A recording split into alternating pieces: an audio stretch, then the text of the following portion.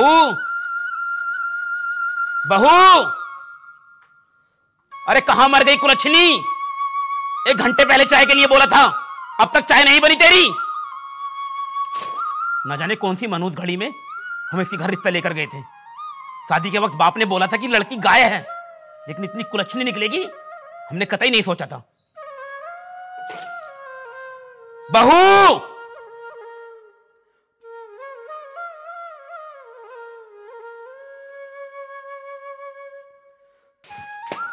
ये लो पिताजी आपकी चाय। इतना लेट लेकर आई हो चाय? वो पिताजी मैं ना पूजा कर रही थी, इसीलिए बस थोड़ी देर हो गई। बस बस, बहाने बनाने को तुमसे सीखे कुलच्छनी कही की। तेरे बाप ने शादी के वक्त बोला था कि लड़की हमारी बहुत सीधी है, जैसा तुम कहोगे वैसा करती रहेगी, लेकिन तुम इतनी नीच और गिरी हुई निकलोगी हमने कभी नहीं सोचा था। छी! पिताजी इसमें मेरी क्या गलती है? मैं बस पूजा ही तो कर रही थी और अब ले तो आई आपकी चाय। बस बस, अब नहीं चाहिए तुम्हारी चाय, चल जाए यहाँ से। चाय तो पी लो। मैंने कहा जाए यहाँ से कुलच्छनी। अरे क्या हुआ पिताजी, क्यों चिल्ला रहे हो तुम इस पे? चिल्ला रहा हूँ, तूने मुझे चिल्लाते हुए सुन लिया, लेकिन ये कुलच्छनी क्या ड्रामे कर रही है ये तुझे दिखाई नहीं देता? बस पिताजी बस, अगर रेखा के खिलाफ तुमने एक शब्द और बोला ना तो मैं बर्दाश्त नहीं करूंगा। वाह बेटे वाह, बहू के गुलाम। इसी दिन के लिए तेरी शादी करी थी हमने, हाँ? ताकि तू अपने बाप से जुबान लड़ाए, वो भी इस नीच लड़की के लिए। अरे पिताजी बहू का गुलाम नहीं, बस मैं तुम्हारी इज्जत करता हूँ और रेखा से प्यार। इज्जत? बेटा तू बदल गया है, जब से ये चुड़ैल तेरे घर में आई है ना, अपने डोरे तुझ पर डाल दिए हैं इसने। छी, शर्म आती है कि तू मेरा बेटा है। चल जा यहाँ से। चलो रेखा, तुम बाबूजी के मुंह क्यों लगती हो?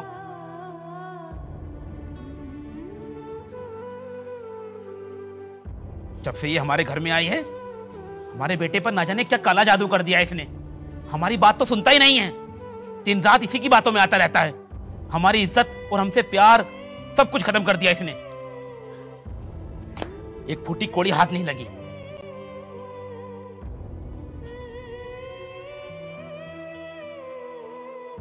देखा पिताजी आपने कैसे इस औरत ने आते ही अपना रंग दिखाना चालू कर दिया। और भैया को तो देखो, वो भी तो कुछ नहीं बोलते हैं उसको, हर वक्त उसके ही गुण गाते रहते हैं। अरे पिताजी मैंने तो आपसे पहले ही बोला था कि इस औरत से भैया की शादी मत कराइए, लेकिन आपने मेरी एक ना मानी। अरे मुझे कहां पता था, मुझे तो लगा था कि इसका बाप अच्छा खासा अमीर है, हमारे हाथ अच्छी खासी रकम लगेगी और दहेज भी लगेगा, लेकिन ऐन मौके पर इसका बाप भिखमंगा हो गया। सारे अरमानों पर पानी फिर गया। अब जब से ना मुझे ये जहर दिखाई देती है। पिताजी वैसे एक तरीका है इस औरत को इस घर से बाहर निकालने का। क्या तरीका है? इसे आग लगाकर जला देते हैं, किसी को कुछ पता नहीं चलेगा और ये इस घर से भी निकल जाएगी। दिमाग खराब है तेरा नीच? हाँ, तो अपनी भाभी के बारे में इतनी घटिया बात कैसे सोच सकता है? हाँ पिताजी इसमें आपका भी फायदा है, और फिर बाद में भैया की किसी अच्छी लड़की से शादी करा देंगे। अरे बस बस, माना कि मैं लालची हूं, लेकिन खूनी नहीं। मैं चंद पैसों के लिए किसी की जान नहीं ले सकता। लेकिन पिताजी, कहा ना, ना मतलब ना। हम इतनी घटिया हरकत कभी नहीं कर सकते। पिताजी आपने आज मुझ पर हाथ उठाया उस कुलच्छनी औरत की वजह से। इसकी वजह से नहीं, तेरी घटिया सोच की वजह से। ठीक है पिताजी, बहुत अच्छे।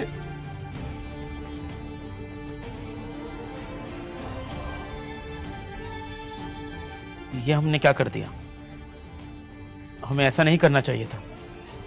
जवान बेटा है, कहीं कुछ उल्टा सीधा ना कर ले।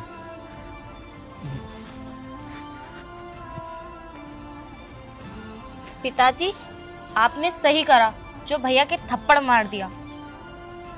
वैसे पिताजी आपसे एक बात कहूं? कहो। भैया गलती क्या बोल रहा था, उसे मार देते हैं ना। ये क्या कह रही है तुम? हाँ पिताजी, उसे मार देते हैं। जब तक वो मरेगी नहीं, भैया की दूसरी शादी भी नहीं होने की। और हमें मनचाहा दहेज भी नहीं मिलने का है। तो तुम चाहती हो कि हम दहेज के लिए उसको मार डालें? हाँ पिताजी, उसे मार देते हैं। वैसे भी वो लेकर ही क्या आई है हमारे घर में? वही टूटे फूटे से सामान। हम दूसरी शादी करेंगे तो सोचो भैया को कितना अच्छा अच्छा सामान मिलेगा, जैसे उनके फ्रेंडों को मिला है। हमारा भी फिर नाम होगा। तू जा यहाँ से, हमें क्या करना है हम खुद संभाल लेंगे। ठीक है पिताजी। बात तो बच्चे ठीक ही बोल रहे हैं। एक बार सौरभ से बात करता हूँ।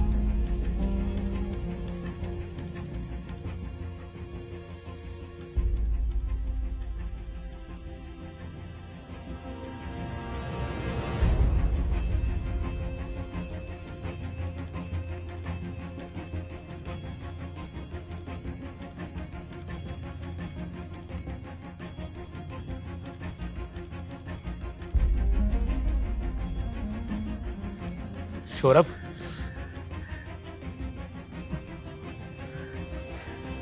क्या हुआ बेटे? कुछ नहीं पिताजी, बस ऐसे ही। हमें पता है बेटा, हमने जो तुम्हारे साथ किया तुम उसकी वजह से हमसे नाराज हो। नहीं पिताजी, ऐसी कोई बात नहीं है, बल्कि मैं तो आपसे माफी मांगना चाहता हूँ कि मुझे भाभी जी के बारे में ऐसा बोलना ही नहीं चाहिए था। नहीं बेटा, तेरी बात में कोई बुराई नहीं थी, गलती तो हमने की। हमें इस तरह जवान बेटे पर हाथ नहीं उठाना चाहिए था। कोई बात हमें माफ कर दे बेटा। नहीं पिताजी, आप ये क्या कर रहे हैं? आप भला हमसे माफी क्यों मांगेंगे? अरे आप हमारे पिता हैं और आपका पूरा हक बनता है, अगर हम कोई गलती करें तो आप हमें डांटे, तो आप प्लीज माफी मत मांगिए।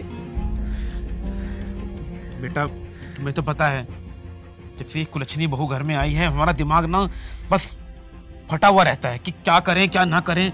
इस वजह से तुम पर हाथ उठ गया, वरना हमारा ऐसे कोई इरादा नहीं था बेटे।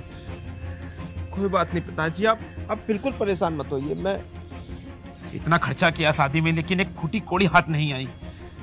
छी पिताजी, वो हमें आपसे कुछ बात करनी थी। हाँ कहो ना बेटा, क्या बात करनी थी? समझ नहीं आ रहा कि आपसे कैसे बात करें। आप उसके लिए मानेंगे भी या नहीं? बेटा तू बेटा है हमारा, तेरी बात को हम कभी नहीं ठुकराएंगे, तो एक बार बोल तो सही। पिताजी, हमारे साथ हमारे कॉलेज में एक लड़की पढ़ती है और हम उसको बहुत पसंद करते हैं और वो भी हमको बहुत पसंद करती है, और हम दोनों चाहते हैं कि अब हम दोनों को शादी कर लेनी चाहिए। लेकिन मैं आपसे बात करते हुए घबरा रहा था कि आप मानो या ना मानो। बेटा लेकिन ऐसी किसी आई गई लड़की से तुम ऐसे कैसे शादी कर सकते हो? देखो नितिन ने तो हमारा पहले दिमाग खराब कर रखा है। एक गरीब लड़की घर में उठाकर ले आए और हमें फूटी कोड़ी तक नहीं मिली।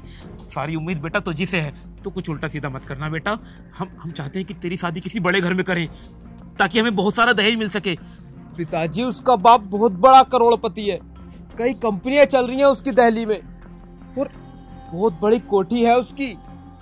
बेटा तू सच बोल रहा है ना? हाँ पिताजी, हम बिल्कुल सच बोल रहे हैं। तो बेटा तू बता हमें, मैं उसके बाप से अभी जाकर बात करता हूँ तेरे रिश्ते की। नहीं पिताजी, आपको कुछ नहीं करना, मैंने सब कुछ सेट कर रखा है। और अगर उससे एक बार हमारी शादी हो गई ना, तो उसका बाप हमें इतना दहेज देगा कि हमारा घर भी छोटा पड़ जाएगा। बेटा फिर जल्दी शादी कर लेना उससे जल्दी। हाँ पिताजी, हम बहुत जल्द शादी करेंगे, लेकिन लड़की की एक शर्त है। शर्त मतलब? वो चाहती है कि वो कोर्ट मैरिज करे।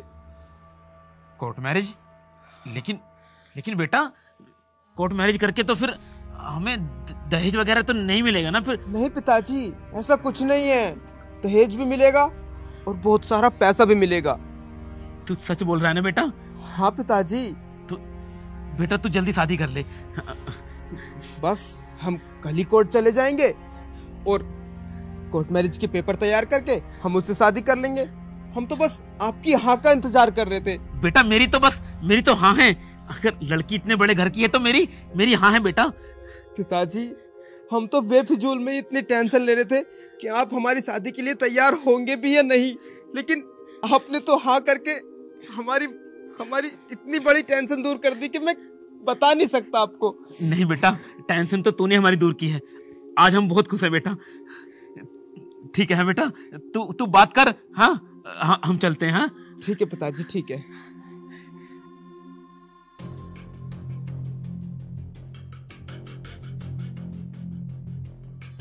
चाटा मारा था ना इस गाल पे इस बुड्ढे ने। अब मैं इस चाटे का बदला बुड्ढे तुझसे कैसे लेता हूं, ये तो मैंने सोच लिया।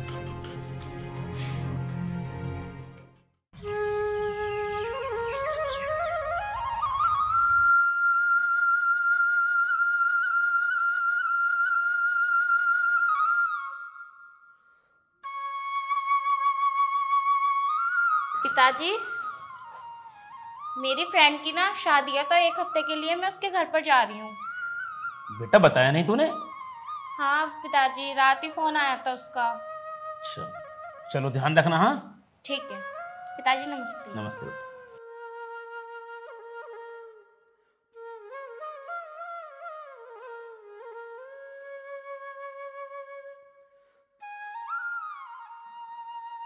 ये लो पिताजी, आपकी चाय।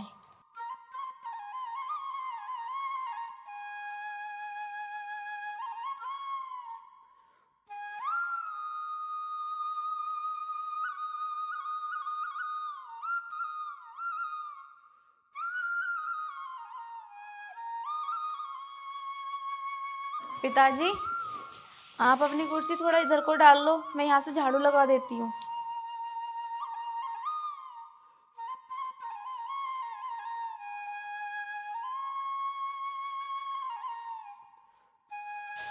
अच्छा पिताजी, मैं चलता हूँ ऑफिस। और रेखा, अपना ख्याल रखना। ठीक है। अरे भैया, आप कोर्ट की तरफ जा रहे हो तो मुझे भी छोड़ते जाना, मुझे आज थोड़ा कोर्ट में काम है। ठीक है छोटे, छोड़ दूंगा तुझे भी। चल ठीक है, चलो। ठीक है पिताजी, मैं शाम को आता हूँ, ठीक है? ठीक है बेटा।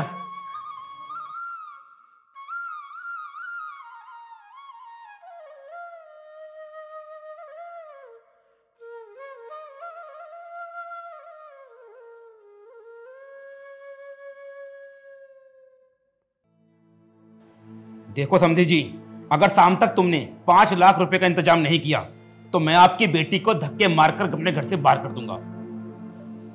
मुझे कुछ नहीं सुनना, मैंने कह दिया ना। अगर पैसे शाम तक नहीं आए तो यही होने वाला है। पिताजी, कौन था फोन पर? अरे वही इसका बाप। अरे आप उस सब को छोड़िए, ये मेरे कोर्ट मैरिज के कागज आ गए हैं। ये देखो, बस आप इन पर ना साइन कर दीजिए। साइन? लेकिन कोर्ट मैरिज के कागज पर मेरे साइन क्यों होंगे? अरे वो पिताजी, वो कोर्ट में वो गारंटर मांगते हैं ना, वो गारंटर के लिए आपके साइन चाहिए होंगे। अच्छा, उसके बाद हमें दहेज तो मिल जाएगा ना? पिताजी, बहुत सारा दहेज मिलेगा हमको। वो हाँ, कहाँ करना है? एक यहाँ पर,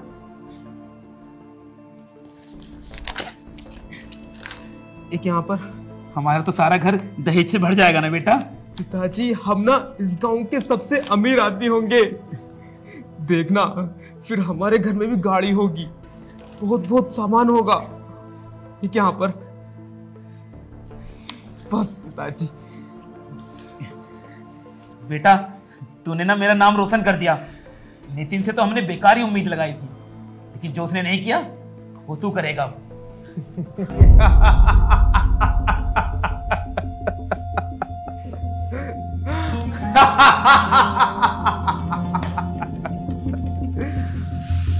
अब इस सारे प्रॉपर्टी का मालिक मैं अकेला हूं। ये क्या बकवास कर रहा है तू क्या बकवास कर रहा है? ये कागज, कैसे कागज थे ये? तुम्हें क्या लगा पिताजी, ये कागज मेरी कोर्ट मैरिज के हैं? नहीं, ये कोई मेरे कोर्ट मैरिज के कागज नहीं है। ये इस जमीन के कागजात थे।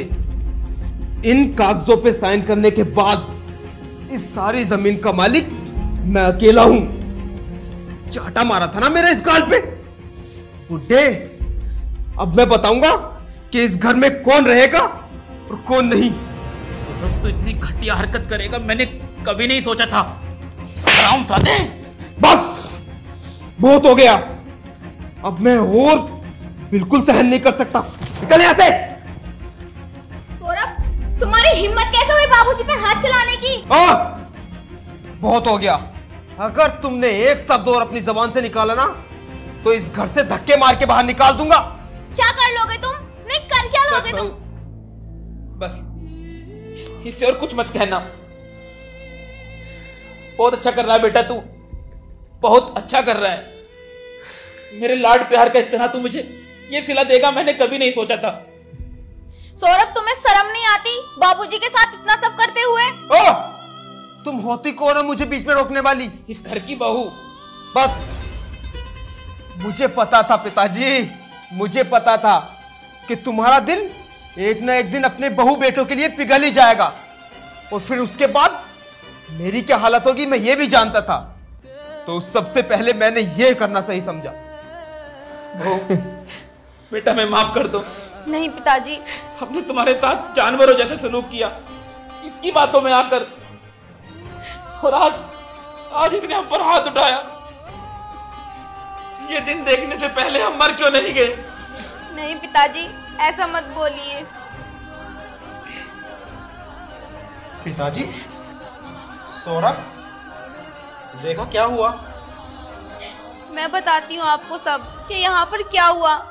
इसने ना गलती से बाबूजी से सिग्नेचर करा लिए इस जमीन के कागजों पर। और आपको पता है पिताजी को क्या लालच दिया इसने कि जो दहेज भाभी नहीं ला पाई वो इसकी वाइफ लाएगी और उसके लिए इसे कोर्ट मैरिज करनी पड़ेगी। और कोर्ट मैरिज के झूठे पेपर लाकर इसने बाबूजी से सिग्नेचर करा लिए और अब ये आंखें दिखा रहा है बाबूजी को और कह रहा है कि इस घर में सिर्फ ये रहेगा और कोई भी नहीं। सौरभ, ये क्या है सब? क्या? अब जैसा मैं चाहूंगा वैसा होगा इस घर में, क्योंकि इस घर का मालिक अब मैं अकेला हूं। समझ में आई? ऐसा कुछ भी नहीं है, समझ आई? क्या नहीं है? क्या नहीं है? ये देखो, इस प्रॉपर्टी पे पिताजी ने अभी साइन कर दिए हैं। समझे कुछ? सौरभ, तुझे ये सब करते हुए शर्म नहीं आई? कमीने, नीच, हरामजादे। बेटा छोड़ दे। मुझे शर्म आती तुझे अपना भाई कहते हुए। इस पर हाथ मत उठा। इस पर हाथ उठाएगा तो तेरे हाथ ही मैले हो जाएंगे। ये सब मेरे कर्मों का नतीजा है। मैंने तुम दोनों को तवज्जो नहीं दी, सिर्फ इसके कहने में आकर इसकी बातों में आता रहा और अपनी फूल जैसी बच्ची पर अत्याचार करता रहा। इसे पुलिस के हवाले कर दे बेटा, इसे पुलिस के हवाले कर दे। नहीं पिताजी, इन्होंने भले ही हमारे साथ कुछ भी किया हो लेकिन हम इन्हें पुलिस के हवाले नहीं करेंगे, क्योंकि पिताजी इसमें तो आपकी और इस घर की बदनामी है ना।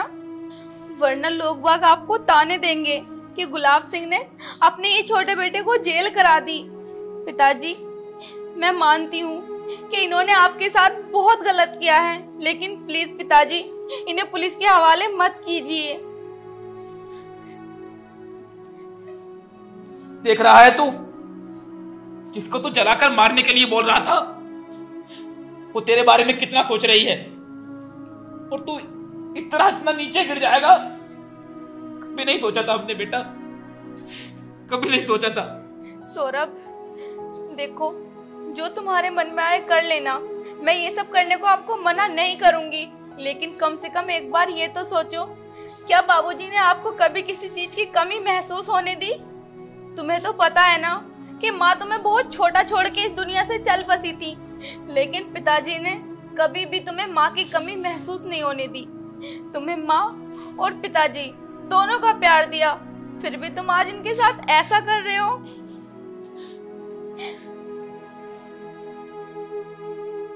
पिताजी, पिताजी मुझे माफ कर दो, मुझसे अनजाने में बहुत बड़ी गलती हो गई। पिताजी, मुझे माफ कर दो, आज के बाद ऐसी कोई भी गलती नहीं होगी। पिताजी कर दो ना माफ, वो आपसे माफी मांग रहे हैं। बेटा मैंने तुझे माफ किया, और तो बेटा माफी तो हम दोनों को अपनी बहू से मांगनी चाहिए। हम दोनों ने मिलकर इस बेचारी के साथ जानवरों जैसा सलूक किया, और ये हमारे साथ आज भी खड़ी है। बेटा मुझे माफ कर दे बहू। नहीं पिताजी, आप माफी मांगकर हमें शर्मिंदा मत करो। माता पिता तो आशीर्वाद देते हुए अच्छे लगते हैं, माफी मांगते हुए नहीं बच्चों के आगे। हाँ पिताजी, रेखा ठीक कह रही है। मेरे बच्चों, मेरे गले से लग जाओ।